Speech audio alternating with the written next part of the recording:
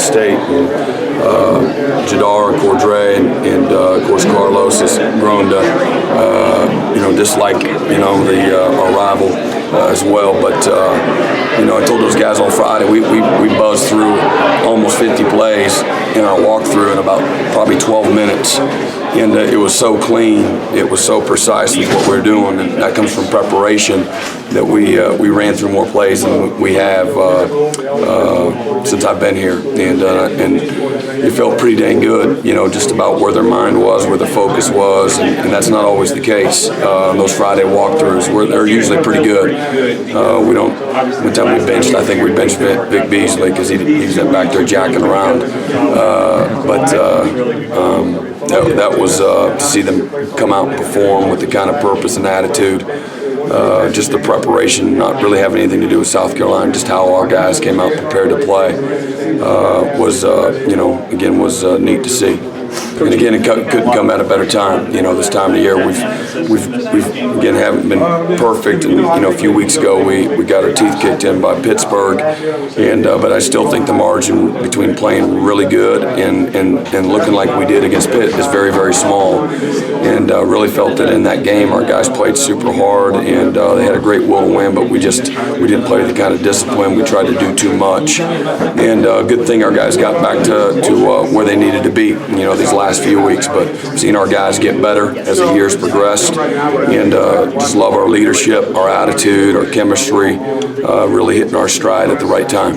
Coach, in terms of the way that you execute a game plan, can you do much better than what you did tonight, and where do you rank it? Oh, we can do better. There's definitely things, but I think when you're playing hard and there's mistakes that are made on their side and our side, you can overcome them, and I thought we really complemented each other well on both sides of the ball and really all three phases. Guys really again took it personal in their preparation and wanted to come out here, our last game here in Death Valley this year, and put on a performance, and they did.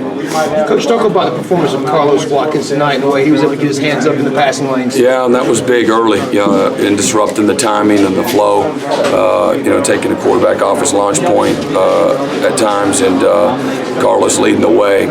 Is that him that batted that ball, the pop pass? Great job. Those run pass teams, that's one way to disrupt the timing, and that was a huge play. One of those small plays are the ones that really allow you to get into a rhythm on defense, and that was getting the pressure up front, winning the line of scrimmage was pivotal in being able to do that tonight. Talk about your senior players who left the field tonight: Bolware, him, Tankers League, Jadar. Yeah, they've had really terrific seasons all year, and were terrific again tonight. Other than Bolware not being able to scoop score.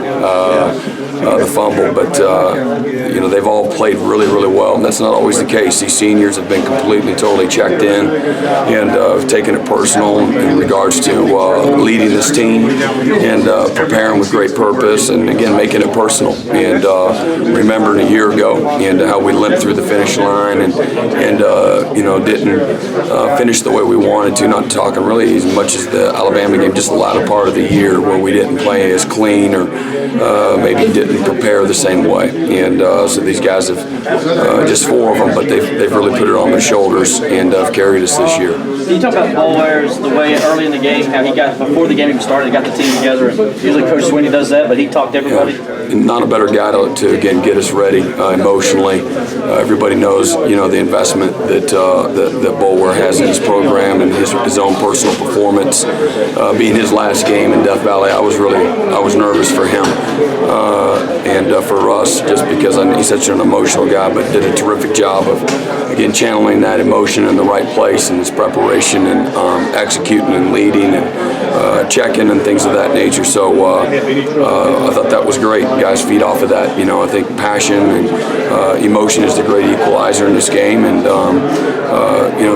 it's not, you can't win by just being rah-rah, but I really think that there was a sense of purpose to it that transcended through the rest of the defense. Did you think that set the stage as far as the way you guys came out? I think that it added to it, and our guys, they've again had a great week of preparation, and that's what allows you to play well.